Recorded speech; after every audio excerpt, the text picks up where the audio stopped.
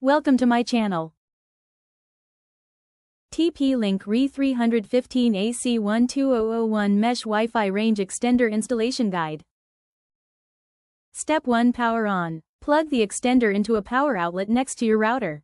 Wait until its power LED turns solid on. Setup Method 1. Via the WPS button. 1. Activate the WPS function on your router by pressing the WPS button.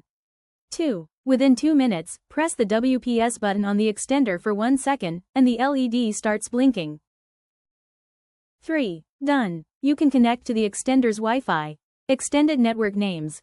Router's network name with _ext at the end or same as your EasyMesh router. See back for EasyMesh details. Passwords. Same as your router. Setup Method 2. Via the Tether App. 1. Get the up-to-date Tether app from the Apple App Store or Google Play. 2. Launch the Tether app and log in with your TP-Link ID. If you don't have an account, create one first. 3. Tap the plus button and select Range Extender. 4. Follow app instructions to complete the setup. The LED should turn solid on, indicating successful connection to your router.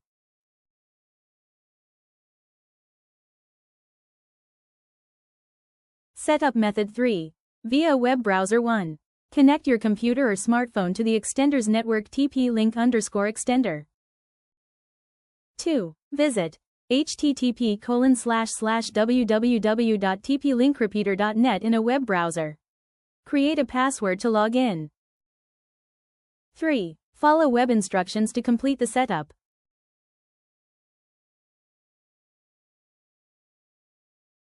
Relocate. Plug in the extender about halfway between your router and the Wi-Fi dead zone.